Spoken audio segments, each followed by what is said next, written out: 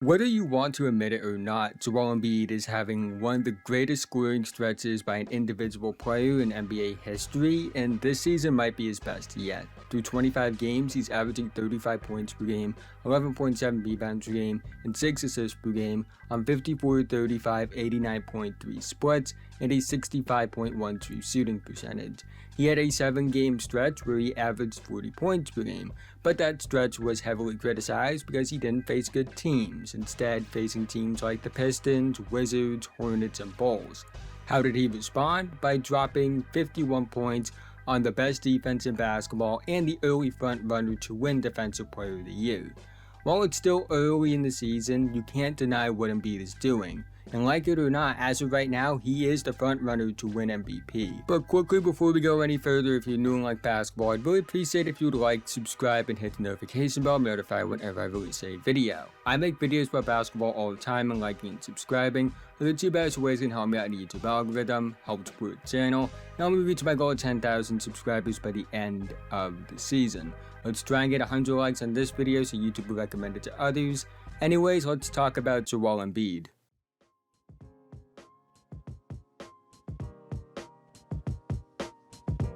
Here's the type of history Embiid is on pace to potentially make. If these numbers maintain, he will be the second player in NBA history to average at least 35 points per game, 10 rebounds per game, and 5 assists per game in a single season, joining Wilt Chamberlain. Mind you, he's playing almost 12 less minutes per game than Wilt did when he accomplished this. On top of that, he will have the best non-Wilt Chamberlain scoring season by a center in NBA history. Now, whether these numbers maintain for Embiid is something only time will tell, but I do think it's realistic to believe he can keep this up, considering these numbers aren't that far off from what he did last season. Now, I want to address the elephant in the room, which is his foul drawing. This has been a major talking point around Embiid, because he does get to the line a lot. He's been accused of flopping and drifting to get fouls, which has been a turnoff for a decent amount of NBA fans. I'll admit his foul baiting is annoying. There are plays where I feel like it's shameless that a player as big as Embiid is flopping the way he does.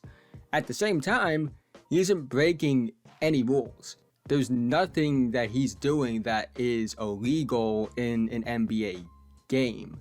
And I don't expect Embiid to just stop doing what the league has allowed him to do, that also allows him to be a historically dominant player just because fans don't like it. Until the NBA makes actual rule changes, instead of pretending to make rules and then only enforcing them for 10 games at the beginning of the season, you shouldn't expect Embiid to stop baiting for fouls, or any player to stop baiting for fouls. I know it's annoying, but it is what it is. On top of that, he does get fouled in a legitimate way a decent amount of times in games because he is a dominant offensive player. It's not like all 11 free throw attempts are just from flopping. And in general, I don't really care as much about foul drawing, especially when players like Embiid show more outside of baiting for fouls that make them great players, whether you want to admit it or not. His scoring does go beyond just taking free throws. He's dominant in the paint, 66.7% at the rim on 7.8 attempts per game. He's one of the best post scorers in the NBA. His handle is really good. His footwork is the best in the NBA in my opinion. He's super strong and physical. He is somebody that's a fluid mover on the block with great body control, excellent touch around the basket. He combines overpowering physicality with fluid and nimble movement, which makes him a mismatch on the block. He's too strong for those who might be able to match his skill. He's too skilled for those who might be able to match his physicality. But the area I've seen the most growth with Embiid has been his passing. A big criticism during the playoffs last season was his inability to handle traps and double teams. But this season, he's averaging 6 assists per game, and on tape, it's noticeable that he's reading defenses a lot better. He's not Jokic as a passer, nobody is, but he clearly has attacked a flaw in his game to make it a strength. When you have a dominant scorer like this, that also can find the open man and read help defenses consistently, it makes them impossible to guard. And that's been the case with Embiid through 25 games this season. When you combine what he has done to improve himself as a passer with the rise to stardom from Tyrese Maxey, you get an offense that's really hard to contain. But what has always impressed me with Embiid is his mid-range scoring. He's one of the best mid-range shooters in the NBA, if not the best mid-range shooter in the NBA. According to Clean the Glass, Embiid shoots 47% on 6.2 short mid-range attempts per game, which are shots between 4 feet and just within 14 feet, and he's shooting 54% on 5.2 long mid-range attempts per game, which is shots between 14 feet and just within the 3-point line. He's really efficient from all levels of the mid-range as a shooter. He's very hard to guard just based off his ability and physical profile alone, because most bigs who might be able to match his physicality aren't athletic enough to defend that far out, and most that can guard out that far aren't able to match his physicality. But what impresses me the most is his ability to create offense in the mid-range area without dribbling. He's able to create space without even taking one single dribble. He uses his footwork and strength to create space with jab and side steps. He uses pump fakes and pass fakes to get defenders to move away from his shot pocket. And he uses the ability to shoot over defense as a leverage, because it's really hard to contest a player like this when he's that far out.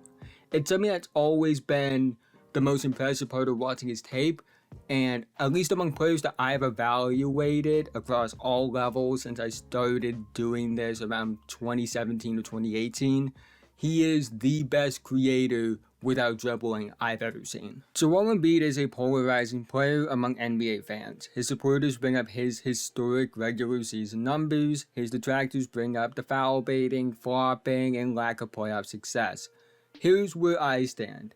You can't ignore all of it. You can't ignore what he's done over his last 3 seasons. He's a historically great offensive player. You also can't ignore the playoffs either, where he has been underwhelming. Both of these things can be true. I think if you're comparing Embiid to other great players of his generation, like Steph, LeBron, Giannis, Jokic, KD, among others, his lack of playoff success does matter and does detract from where he ranks among the players of his generation. But if we're just talking about him as a player in general, I don't think the playoffs should take away from it nearly as much as some people want it to, because what he's done in the regular season is just too much for me to not call him an all-time great.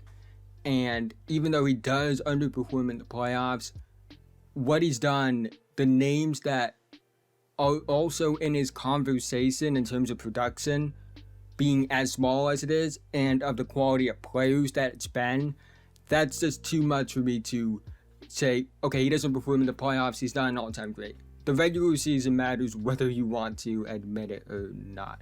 And right now, you can't deny what he's doing.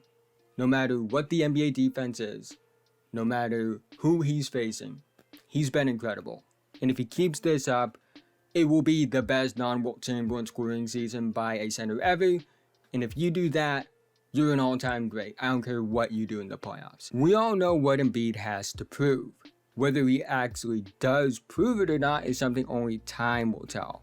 But as of right now, all I can do is acknowledge that this is the best scoring center I've ever seen. But that's the end of this video. If you made it to this point, thank you so much. Again, haven't already, like, subscribe, hit notification bell, notified whenever I release a video. I make videos about basketball all the time, and liking and subscribing are the 2 best ways you can help me out in the YouTube algorithm, help support the channel, and help me reach my goal of 10,000 subscribers by the end of the season. Let's try and get 100 likes on this video so YouTube will recommend it to others. Let me know what you think about Joel Embiid. I would love to hear whether you think he's the MVP so far or not. Do you think he can go back to back? What does he have to prove in your eyes? Where does he rank among players in the league? Is he the best center in the league? Where do you think he ranks there? Love to hear all that down below. But with that being said, have a nice day, and I'll see you guys in the next one.